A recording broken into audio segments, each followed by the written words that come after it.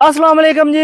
ਇਹ ਵੇ ਸਾਡਾ ਪਿਆਜ਼ ਦਾ ਫੀਲਡ, ਲੇਕਿਨ ਮੈਂ ਖੜਾ ਤੇ ਕਪਾਹ ਜਾਂ ਤੇ ਅੱਜ ਦੇ ਇਸ ਵਲੌਗ ਵਿੱਚ ਤੁਹਾਨੂੰ ਇਹੋ ਚੀਜ਼ ਦੱਸਾਂਗੇ ਕਿ ਇਹ ਕਪਾਹ ਸੀ ਕਦੋਂ ਬੀਜੀਏ। ਇਹ ਪਿਆਜ਼ ਜਿੰਦੀ ਅੱਜ ਪਟਾਈ ਹੋ ਰਹੀ ਹੈ। ਅੱਜ ਤਾਰੀਖ ਕੀ ਹੈ 17 ਜੂਨ। ਇਹ ਵੇਖੋ ਥੈਲਾ ਮੇਰੇ ਸਾਹਮਣੇ ਪਿਆ, ਲਿਆ ਵੀ ਉਰਾਂ ਜਵਾਨ। ਇਹ ਵੇਖੋ ਇਹ ਲੇਬਰ ਪੁੱਟ ਕੇ ਗਈ ਹੈ ਜੀ। ਇਹ ਪਿਆਜ਼ ਦੇ ਨਜ਼ਦੀਕ ਕਰਕੇ ਦਿਖਾਓ ਜੀ ਪਿਆਜ਼।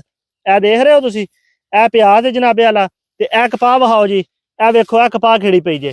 ਅੱਛਾ ਜੀ, ਹੁਣ ਆਪਾਂ ਗੱਲ ਕਰਾਂਗੇ ਕਿ ਇਹ ਪਿਆਜ਼ ਸਾਡੀ ਦੀ ਤਕਰੀਬਨ ਕਿੰਨੀ ਪੈਦਾਵਾਰ ਹੋਣੀ ਹੈ। ਕਪਾਹ ਤੇ ਮਾਸ਼ਾਅੱਲਾ ਕਪਾਹ ਤੇ ਕੋਈ ਸਮਝੋ ਕਿ ਜ਼ਬਰਦਸਤ ਕਪਾਹ ਹੈ। ਕਪਾਹ ਤੇ ਕਿਸੇ ਕਿਸਮ ਦੀ ਕੋਈ ਕਮੀ ਨਹੀਂ।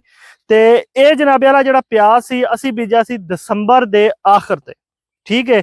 ਇਸ ਦੇ ਨਾਲ ਜਿਹੜਾ ਅਗਲਾ ਏਕੜ ਸਾਡੇ ਕੋਲ ਖੜਾ ਹੈ ਉਹ ਅਸੀਂ ਬੀਜਿਆ ਸੀ 13 ਜਨਵਰੀ ਨੂੰ। ਉੱਥੇ ਪਹਿਲੇ ਵੀ ਪਿਆਜ਼ ਸੀ ਜਿਹੜਾ ਕਿ ਅਸੀਂ 9ਵੇਂ ਮਹੀਨੇ ਚ ਲਾਇਆ ਸੀ।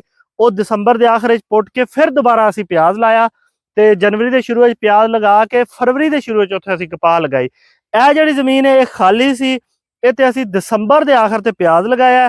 ਰੇਜਰ ਵਾਲੀ ਖੇਲੀ ਦੀ ਦੋਨਾਂ ਸਾਈਡਾਂ ਤੇ ਅਸੀਂ ਪਿਆਜ਼ ਲਗਾਇਆ ਤੇ ਟੌਪ ਦੇ ਉੱਤੇ ਫਰਵਰੀ ਦੇ ਸ਼ੁਰੂ ਦੇ ਵਿੱਚ ਅਸੀਂ ਇੱਥੇ ਕਪਾਹ ਲਗਾਈ ਸੀ।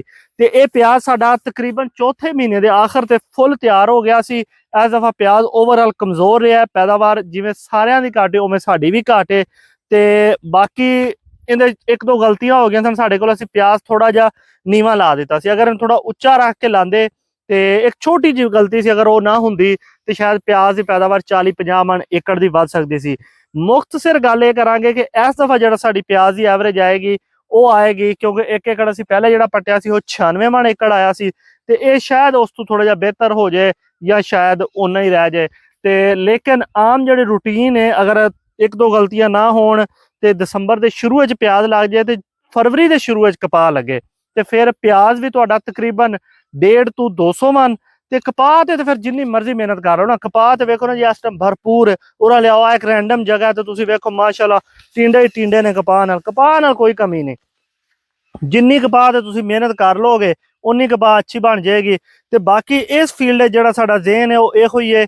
ਤੇ 8ਵੇਂ ਮਹੀਨੇ ਦੇ ਐਂਡ ਤੇ ਇਸ ਕਪਾਹ ਨੂੰ ਖਤਮ ਕਰਕੇ ਜਾਂ ਤੇ ਇੱਥੇ ਅਸੀਂ ਮਕਈ ਲਗਾਵਾਂਗੇ ਜਿਹੜੀ ਕਿ ਸਾਇਲੇਜ ਵਾਲੀ ਹੈ, ਤੇ ਜਾਂ ਅਸੀਂ ਇੱਥੇ ਧਾਨ ਲਗਾਵਾਂਗੇ। ਧਾਨ ਪਰ ਵੈਸੇ ਅਸੀਂ एहतियातन नर्सरी तैयार कर लेंगे क्योंकि 8वें महीने बाज़ साडा इलाका तो ऐसा कि बारिशां नहीं होंदियां लेकिन बाज़ बहुत ज़्यादा हो जांदियां ने ते फिर कपाह जिहड़ी अगेती वो 8वें महीने जिहड़ा है ना वो बहुत ज़्यादा परेशान रहिंदी है। पर हुण ज़बरदस्त कपाह है ते प्याज भी जो नसीब है इसी वो लभ जाएगा। तो दूसरी गल है कि प्याज का रेट अच्छा है इस साल 2000 तो उत्ते जिहड़ा इस टाइम अगर अच्छा छांटी वाला प्याज होवे वो विक रहा। सुक्का प्याज 2500 रुपये तक भी विक रहा है। गिला साडा 1800 तो 2200 रुपये के दरमियान विक जाएगा। किस्मत चंगी हुई तो शायद 100 होर उत्ते लभ जाए। बाकी इस बारे बड़े सवालात आ रहे सन सुबह के कि जी प्याज कदों लाया सी, कपाह कदों लाई सी, तो मैं जरा अपने जिम्मेदार भाइयों को दस दी है। अल्लाह हाफिज जी।